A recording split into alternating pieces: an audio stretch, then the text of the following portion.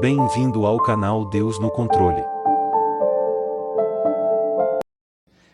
Muitas vezes nós temos a ilusão de que amar uma pessoa é você agradá-la o tempo todo. Não. Na verdade, a gente só firma no amor que a gente sente a partir do momento que a gente tem o poder de desagradar também, né? Que você já tem a segurança de desagradar. É engraçado, pode observar, pessoas muito carentes têm uma dificuldade imensa de desagradar. Porque ela quer manter o outro sempre gostando dela. E manter o outro gostando da gente não é garantia de nada, né? Não garante absolutamente nada. Às vezes a gente encontra pessoas que precisam justamente se encorajar, se energizar, digamos assim, né? Para poder dizer não às pessoas, justamente para elas começarem a viver com qualidade. Porque a carência nos faz reféns de nós mesmos. Eu tenho medo do outro não me aceitar, então eu vivo para agradar. É engraçado por isso que o contexto da profecia requer muita coragem daquele que é profeta. Porque senão o profeta ele vai se camuflando, né, de acordo com a situação, e ele nunca vai ter a coragem de dizer a verdade, porque ele tem medo do que os outros vão achar dele. Não. Nós precisamos ter coragem profética até nos relacionamentos que nós estabelecemos. E, gente, às vezes nós encontramos filhos que mandam nos pais. Esta ordem não pode ser invertida, minha gente. Uma criança de 5, 6 anos, ela não está madura para as decisões. Ela precisa ter uma voz que venha de cima. É interessante que na ética a gente tem dois modelos de ética, né? A ética da autonomia e a ética da heteronomia. O que é a ética da autonomia? É quando eu comando as minhas regras. Eu já tenho domínio sobre os meus valores, eu já tenho uma autonomia para decidir. A heteronomia é quando a regra vem de fora, eu preciso escutar o que o outro está dizendo, o que ele me aconselha, para que eu possa agir. A gente precisa se equilibrar também nas duas. Eu não posso ter a minha ética pessoal e viver a partir dela somente, como eu também não posso viver somente do que os outros me mandam fazer. A maturidade consiste em nós vivermos o equilíbrio dessas duas éticas. Eu tenho autonomia, mas também tenho espaço para a heteronomia. Isto é, eu escuto o que o outro também tem a me dizer. Eu sou capaz de respeitar a regra do outro também. É uma regra que vem de fora, que para mim tem valor também. Veja bem que a educação ela passa o tempo todo. Uma criança de 5, 6 anos, ela ainda não tem autonomia para decidir muita coisa. Ela já tem, é claro, ela se exerce em pequenas autonomias. Ela escolhe o brinquedo que ela quer brincar, ela escolhe isso. Coisas que você sabe que o seu filho precisa saber escolher, deixe que ele escolha. É até bonitinho, né? Ver a criança tomando gosto pelas cores. Eu me lembro que era uma tristeza lá em casa. O meu pai mandava cortar o cabelo de todo mundo igual. E era uma tristeza que tinha um corte chamado meia cabeleiras. Já ouviu falar nisso?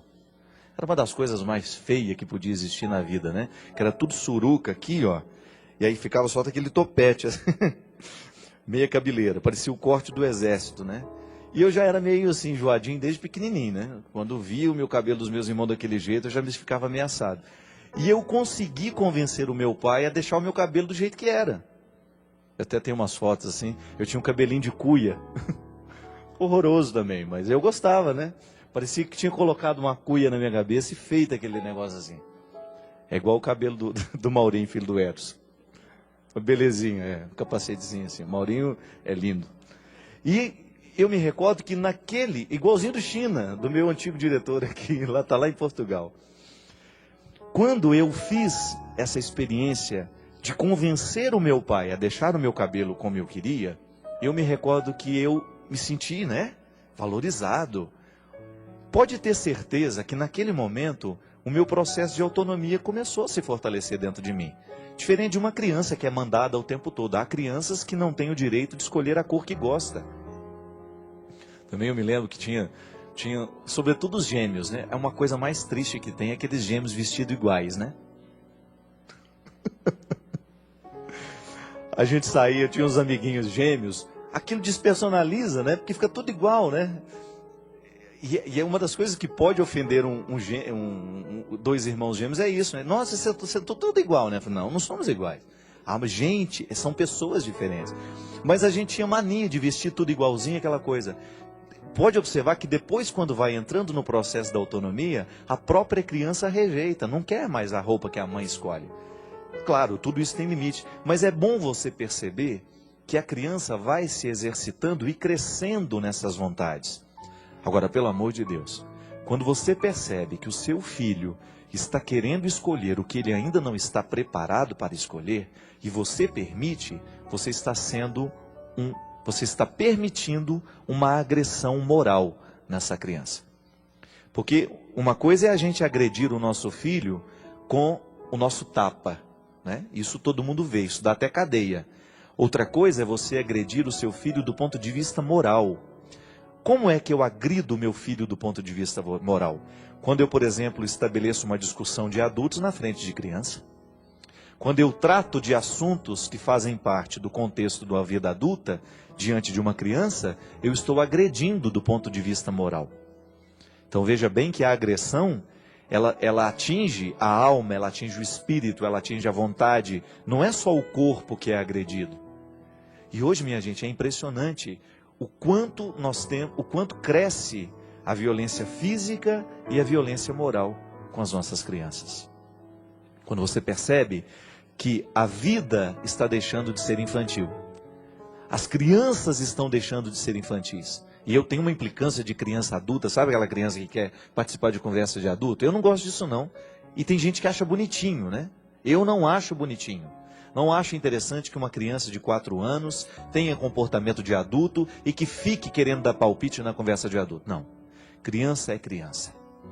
E nós precisamos saber respeitar essas fases da vida, porque senão daqui a pouco nós seremos agressores.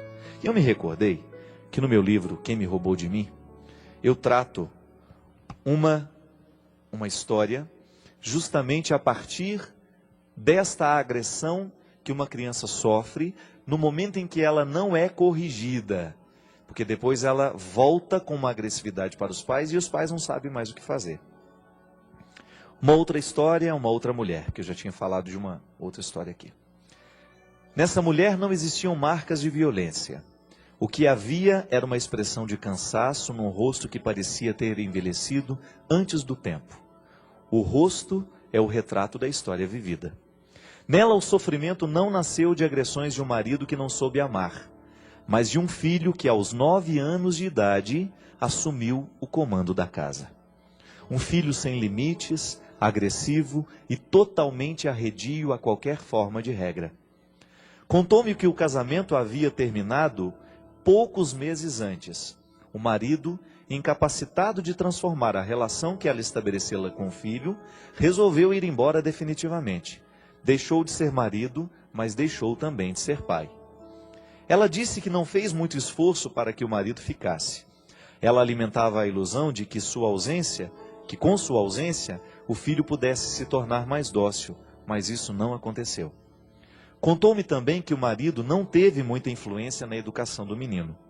O trabalho lhe retirava rotineiramente da vida familiar e nas poucas vezes que tentava alguma forma de repreensão, a mãe o desautorizava severamente. Envergonhada, ela confessou-me que por 2 vezes o menino a agrediu fisicamente.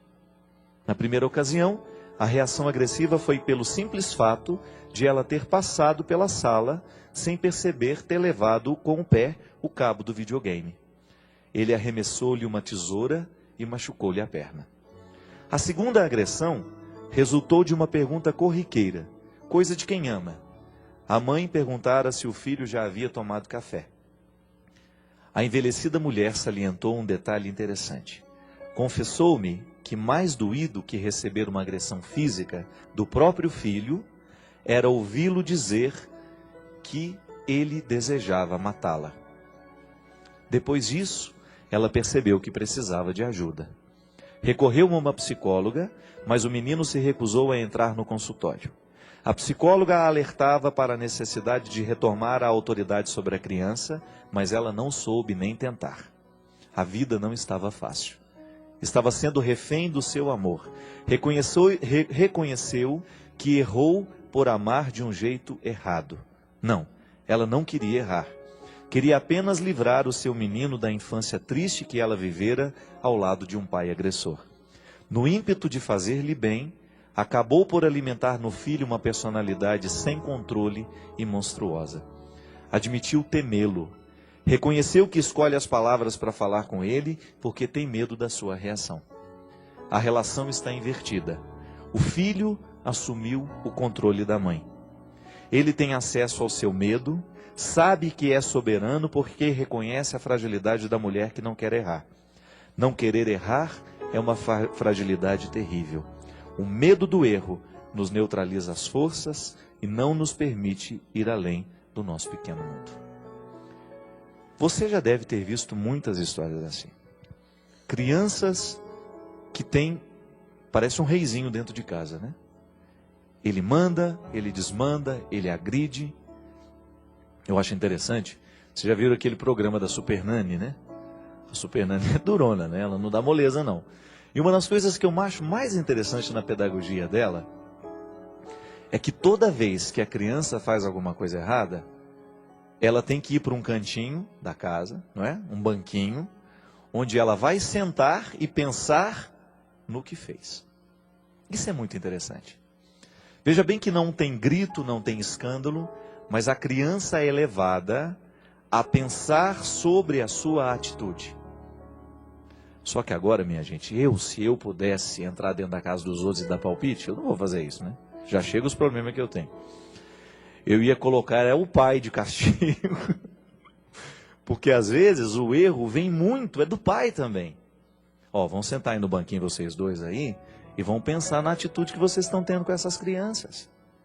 Então, já que a gente pode no programa de direção espiritual, quem sabe eu vou sentar você no banquinho agora. Você está aí ouvindo, eu acho que o padre tem razão, eu estou errando na educação do meu filho. Pensa sobre tudo aquilo que você está permitindo que o seu filho faça. Minha gente, a melhor forma de nós resolvermos os conflitos é a gente estabelecer diálogo. É a gente explicar o porquê dos nãos. Não é só dizer não. Você diz o não e dá o motivo do não. Não é não pelo não. Há uma razão, há um motivo fundamentando a restrição.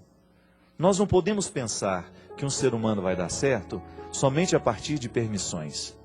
Você sabe muito bem que esta educação permissiva, ela não permite o amadurecimento das pessoas. A única coisa que ela permite é o sossego, né? Porque aí você dorme e está deixando tudo mesmo, você fica tranquila e as coisas vão acontecendo e você está fora da responsabilidade. Não, não é para ser assim. Definitivamente, ninguém lhe obrigou a colocar um filho no mundo e a partir do momento que você o colocou, é responsabilidade sua comandar o processo. Comandar este processo é o absolutamente necessário para que você tenha condições de pelo menos deitar a sua cabeça no travesseiro e dormir tranquilo. Porque é este comando que você precisa fazer, é esta rédea que você precisa ter na mão que vai lhe dar tranquilidade. E diga sim, e diga não. Equilibre-se o tempo todo nessas duas possibilidades. Porque a educação dos nossos filhos, dos nossos colégios também é a mesma coisa. Dentro dos nossos colégios, dentro dos nossos ambientes de trabalho, somente no momento em que nós equilibramos o sim e o não, é que nós temos a possibilidade de nos equilibrarmos na autonomia e na heteronomia das regras. Se inscreva no canal para ver mais vídeos como esse.